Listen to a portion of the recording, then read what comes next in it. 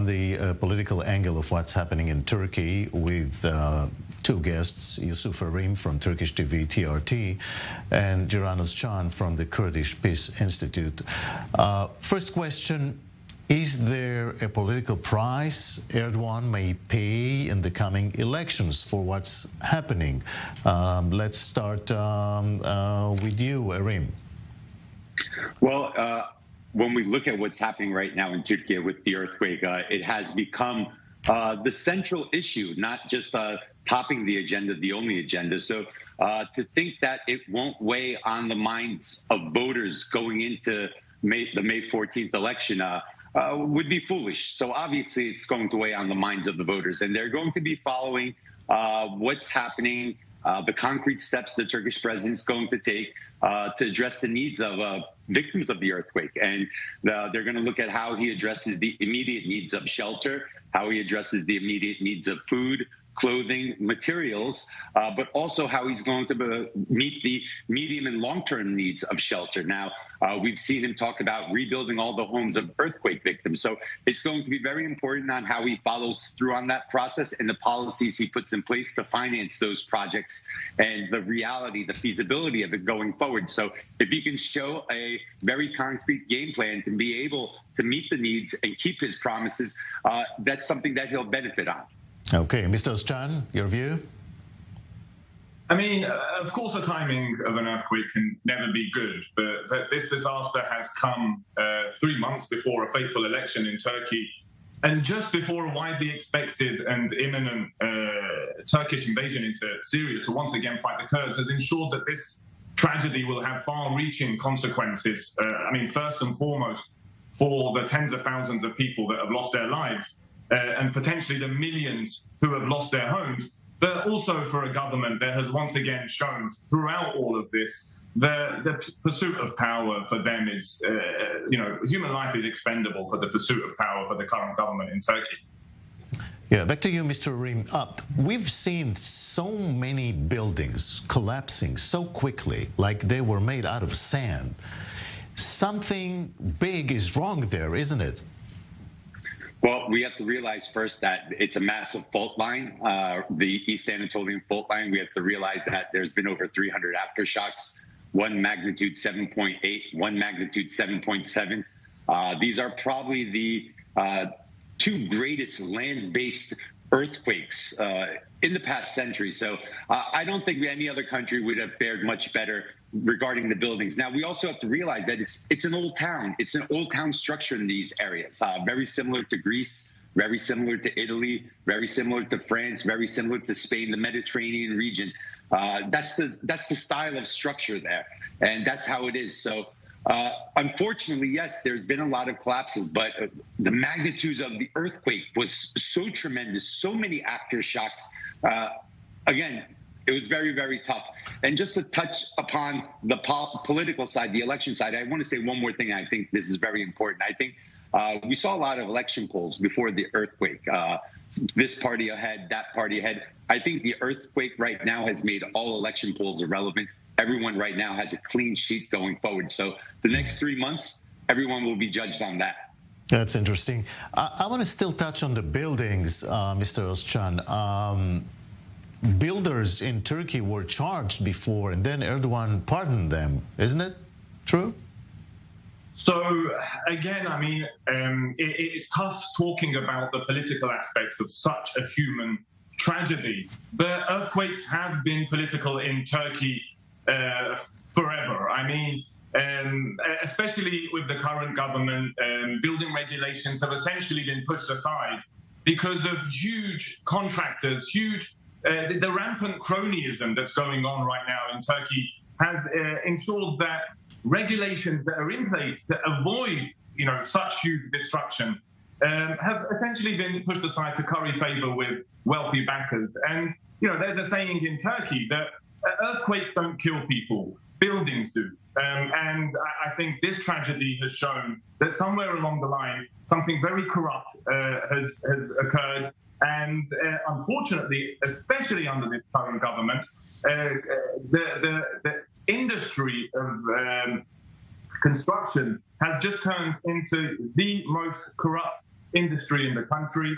And I think we are all suffering the consequences of that right now. Mr. Erim, what can Erdogan do now in order to save his elections in the coming months?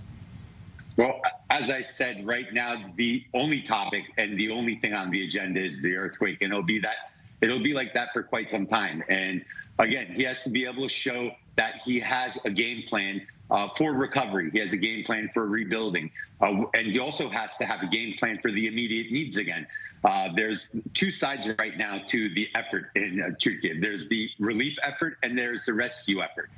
The rescue effort will probably go on for a couple more days, maybe 3-4 more days. But after 3-4 more days, the rescue effort will most likely unwind and we'll be heading more and full concentration to the relief effort, which is going to be based on temporary shelter, which is going to be based on food, finances, clothing. These are all important issues. We have to realize that, yes, there's going to be many dead, probably 50,000, probably maybe even more than 50,000. But there's going to be 1, 2, maybe 3 million temporarily displaced people. And the Turkish government needs to provide answers and solutions to meet the needs of these displaced people. This is not displaced people incrementally coming into a nation seeking refuge or something like that. This is a couple million people being displaced in 1 minute time. So it's a tremendous challenge, but I think the Turkish government's going to be able to meet these needs. They've already allocated hotel space in Antalya, Alanya, Mersin. They're already sending displaced people to municipalities in the region. And it looks like everyone's working together. The public's working to help out. All the municipalities all throughout Turkey are helping out, regardless of political affiliation, because, again, this type of tragedy doesn't have party lines. Mr. Ozcan, can Erdogan pull it off in 3 months? I mean, it's looking very, very tough. And I just have to add, because the picture Yusuf just drew is really not the picture that we're seeing across the board. I mean, I understand Yusuf's predicament. He works for state media in a country where people who don't toe the party line can face pretty severe consequences. But the fact of the matter is that although the quakes were very powerful, a lot of experts say that these buildings should not have collapsed. And even in the efforts to save hundreds of thousands of people right now, politics has been ever present. And you can even see that in the places that get this, the actual attention from the government and places that don't. Even those are drawn up on political lines. So I believe that I actually agree with Yusuf that any polling before this disaster has to be thrown out the window. And we are now going into a period of a few months in which I think not only the fates of hundreds of thousands of civilians that are suffering through the tragedy, but the fate of the Turkish government is up in the air. All right. At this point, I'll thank you. One more word. I have a pretty good picture from where I am. I'm in my country. I'm talking to people on the ground every single day. I have colleagues in the field. I'm getting very good updates. I think I know my country much better on my country's soil than overseas, looking at it through a very different lens. So you don't need to tell me about my country. I know what my country is. I know what my country needs very well. And I talk to people everywhere from every political affiliation, all walks of life. You want to respond to that? So be it. I mean, I follow the country very closely.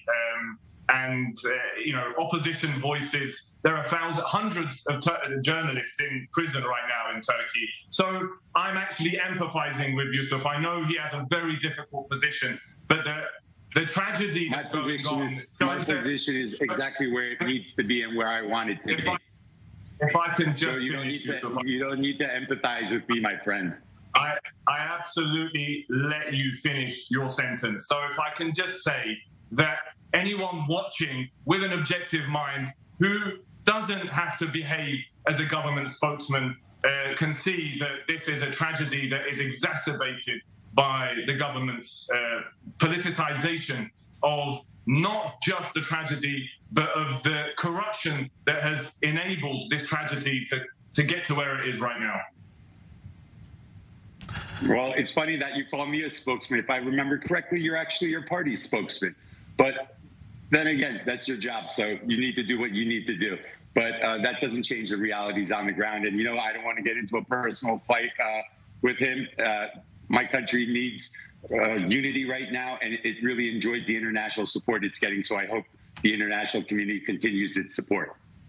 All right. Just a quick response, because I do know Yusuf to be a better journalist. I am no longer a representative of a political party.